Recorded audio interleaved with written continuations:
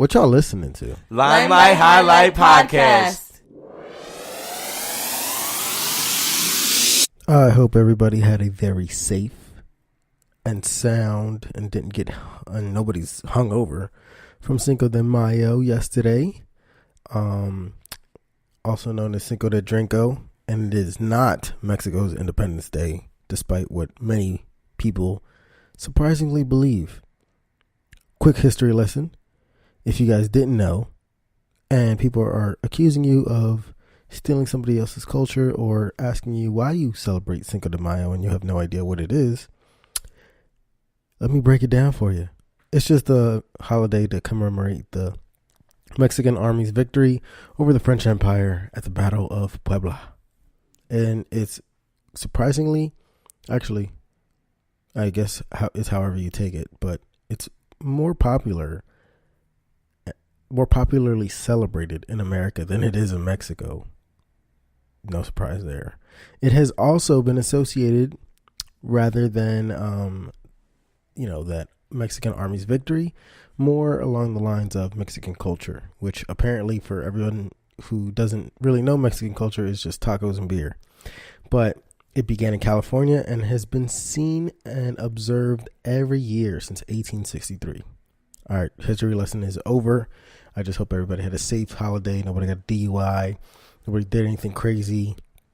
Nobody got too drunk. It also was a Sunday. So I hope you guys are making better life decisions and choices than that. But I know you guys have listened to the last podcast, and I've been harping on the whole environment stuff. So this podcast is not going to change. This podcast is actually going to we're actually going to harp a little more on this thing Arlene showed me, or she put me onto. It is an article. It was an article written in Forbes. I kind of shared it on the Facebook page, if you guys follow that page. And it's from this company called the Ocean Cleanup. And their mission is to develop advanced technology to rid the world's oceans of plastic. They ultimately want to reduce the concentration of floating plastic in the ocean by 90% by 2040, which is an extreme goal for this company to have. But they're backed by some pretty big people in the tech industries like PayPal, and then some other place that I never heard of, some website, probably got a ton of money. But they're based out of San Francisco, and I think the founder is from Dutch place, whatever, it doesn't matter. It's a cool organization that they're trying to develop some stuff to clean our disgusting oceans. But I kind of wanted just to go over this system that they, so they have this crazy mission, or they want to rid the world's oceans of floating plastic by 90% by 2040, which is crazy. We're seeing how big the ocean is and how many people there are. But they created this floating device, and it's like a U-shaped thing. If you guys seen the article, I'm just going to kind of break it down for you guys. And they put in $20 million into this system that's designed to clean up, I think they're saying 1.8 trillion pieces of trash floating in the Great Pacific Garbage Patch. And when I read that, I was like, what the hell is the Great Pacific Garbage Patch? Well, it wasn't a joke. It's an actual thing. And it's halfway from California to Hawaii.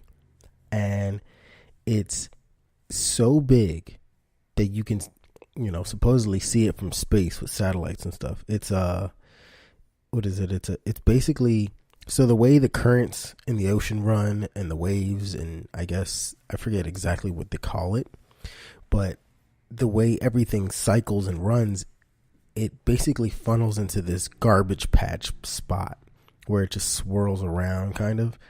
And it is so big and littered with so much trash and plastic. It's pretty upsetting that we waste so much crap and throw it in the ocean, whether deliberately or not. It's the fact that it ends up there is crazy.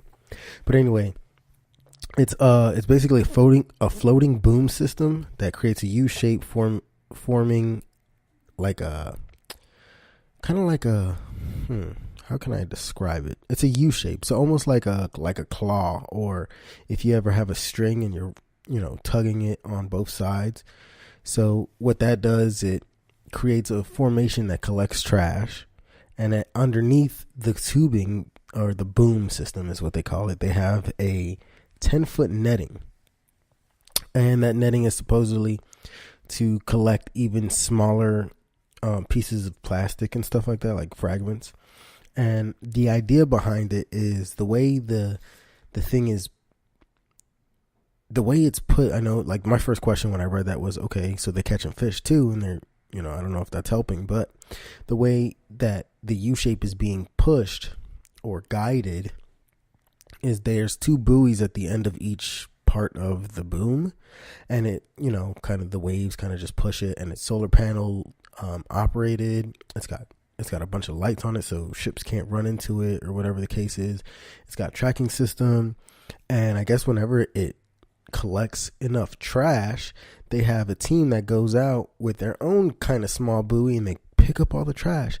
And what they do with that trash is they go and take it and recycle it. I guess they sift through it to see whatever stuff is actually recyclable, and they recycle it and they make it into stuff that people aren't really going to throw in the ocean, like sunglasses, backpacks, headphones. They have lamps and watches, like a bunch of stuff that's made out of recycled plastic, which I think is amazing that we actually have invented a way to recycle these products and stuff to reuse and make really cool stuff. And all the proceeds that they get from that money actually goes into the research of making this thing better and making it helping fund the cleanups, pretty much. So anyway, back to that fish thing I was saying, and I'm kind of all over the place with this, but there's that netting, and the way it works is because it's being, propulsed through the water by the ocean and the wind and all the directions and stuff like that, and the current. I guess at whatever speed it is, even if it's slow, that 10-foot netting, like if fish are swimming towards it, it creates this kind of current or drift that the fish kind of just follow the path of the water and go right underneath it. That has yet to be proven. Granted, what I'm talking about right now, this floating boom system, is a prototype, and I think they launched it in October of 2018, and I'm just kind of like talking about it because it's the first time I've actually heard about it. But like I said, it's equipped with GPS, so satellites can track it. The way it works is it kind of flows with the whole ocean, as I said before. They're building it in the North Pacific, which is apparently the biggest prototype that they have. And if the prototype works, they plan on removing 50% of the ocean's plastic in 5 years. And the way they think that'll work is, if this thing proves to be useful, they're going to be launching about 60 floating boom systems at once, which are really big, and they will be, they'll be bigger and better, pretty much, because I guess they're going to, obviously the prototypes are for what? To figure out if it works, one, and two, to figure out what bugs they need to fix or what holes they need to patch. And if this thing works, because the idea behind it is like I guess they've done little trial runs and those things worked, but I think this is the first full-fledged, test that they're doing it out in the ocean in San Francisco and going on through. I will definitely keep myself up to date with this thing, because this is, I've said it before about the podcast, like, it's growing, and I don't really know 100%. I know I want to talk about the positive and everything like that, but I don't know 100% on what direction I want to go to. But what I've been finding is, as far as things that make me want to share stuff, is obviously good stories, sure. But what really is attracting me is like the science and technology that people are developing to kind of help us repair the world, in a sense. Because if there's one thing that I think is the most important thing, is, yes, humanity is important. Yes, we need to help the animals. But overall, we need to continue to help our world, our home, This is everything. I don't know if you guys heard Lil Dicky. Lil Dicky's he's like a funny hip hop artist, rap artist. He's a music artist who does a lot of funny, what is that, like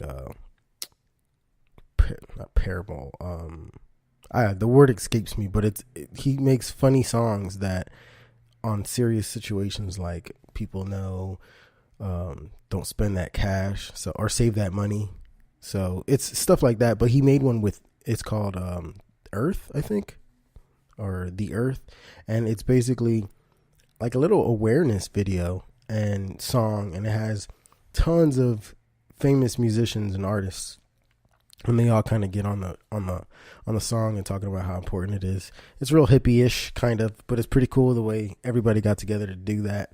I think that's one thing that we need to push more and more behind is, as I said before in previous podcasts, cleaning up this earth and trying to reduce our footprint.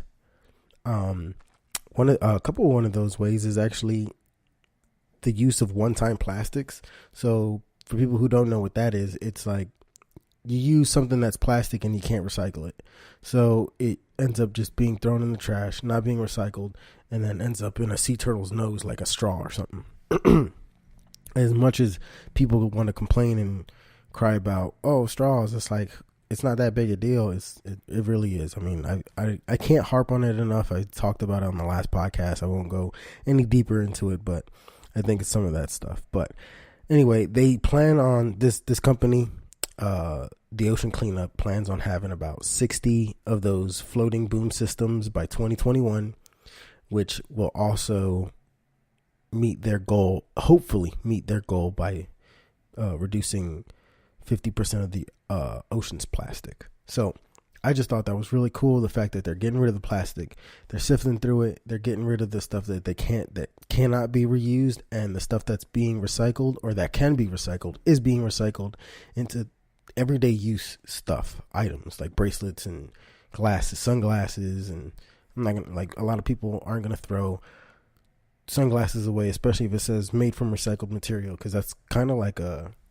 selling point for some people now. I know it is for me a little bit, like if I see some sunglasses and it says made by recycled material or recycled wood, I think it's more interesting than it is some plastic frames that cost you $150 or whatever the case is, because it has a brand on it, So back to kind of some tips on cleaning up after yourself. I said it in the last podcast. I know it's kind of a repetitive podcast, but it's really important. I think it's something that needs to be said over and over again until we start doing it. It's like you see plastic or trash on the beach or in a park or wherever you are, pick it up. As long as it's not disgusting and you're not going to get hurt by it and have to get a tetanus shot because you wanted to be a hero.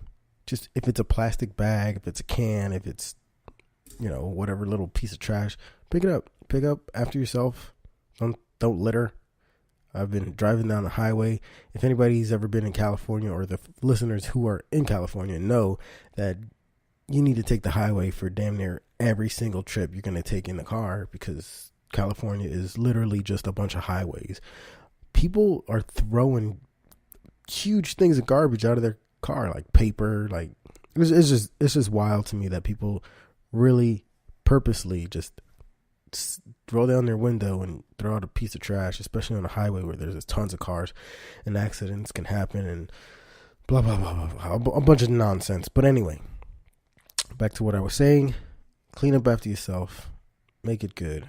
I don't want to beat a dead horse, but it's kind of those things that we need to keep telling our friends, our family, and keep reporting on it. So that was my thing. I just wanted to cover the Ocean Cleanup. I thought they were a really cool company, a really cool business that was being backed by, tech companies, because if anybody knows where the money is today is in tech companies. And the fact that the Ocean Cleanup made it on the Forbes list on Forbes.com for floating boom systems, at the end of the day, money's the goal. Money's the, what's the word I'm looking for? Money is the ultimate goal. Everybody wants to, the name of the game is money, making money. So if we can make money, I think this Ocean Cleanup company has found that niche where, hey, we can help the environment and get rich off of it.